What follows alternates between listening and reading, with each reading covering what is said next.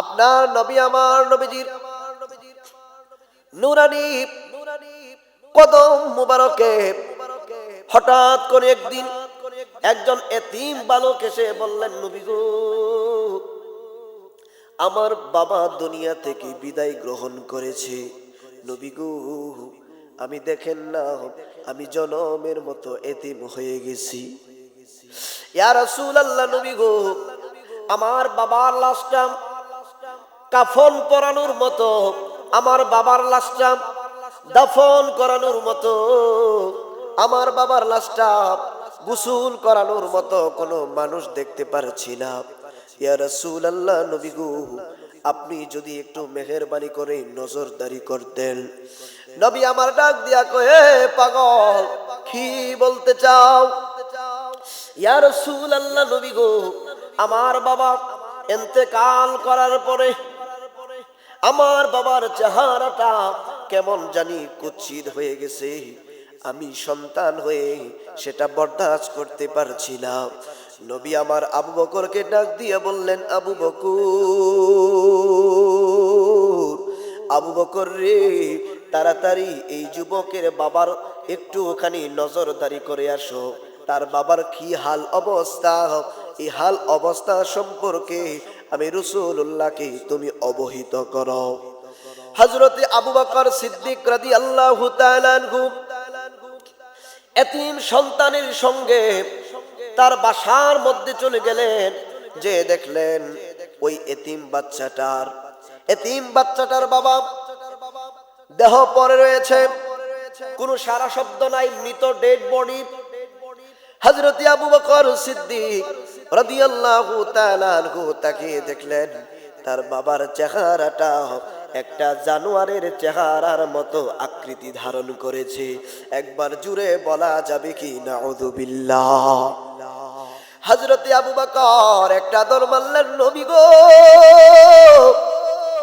ও নবী, এই এতিম বাচ্চার কাছে তার সঙ্গে আমাকে তার বাবার ডেড বডি দেখার জন্য নজরদারি করার জন্য পাঠিয়েছিলেন।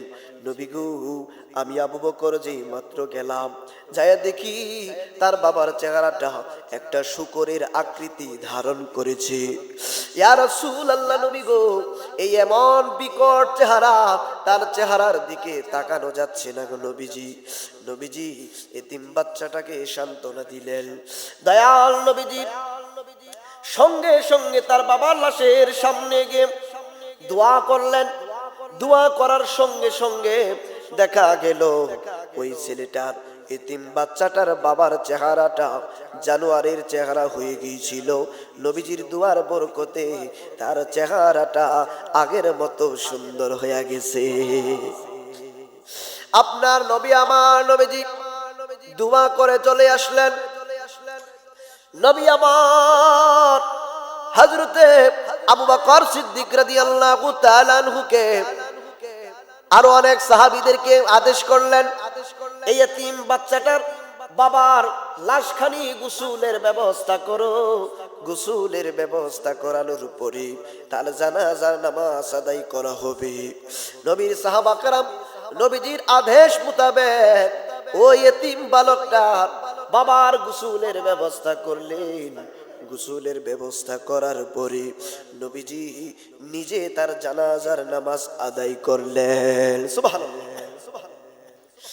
নবী আমার ডাক দিয়া বললেন, এ সাহাবীরা, এতিম বালকের কান্না আমি রাসূলুল্লাহ সহ্য করতে পারছি না। আমি রাসূলুল্লাহ এতিমদেরকে বড় ভালোবাসি। আমার রাসূলুল্লাহ ছোট শিশুদেরকে বড় ভালোবাসতেন। নবী আমার ডাক দিয়ে বললেন, এই যুবকের এতিম বাচ্চাটা বাবার কাফনের ব্যবস্থা করো।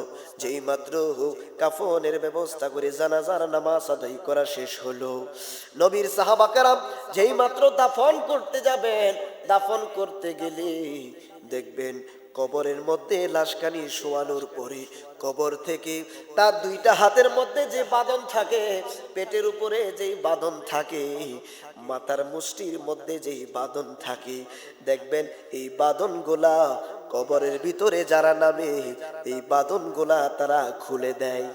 দেখি না, এই বাঁধনগুলা খুলে দেয়। অথবা একটু লুজ করে দেয়।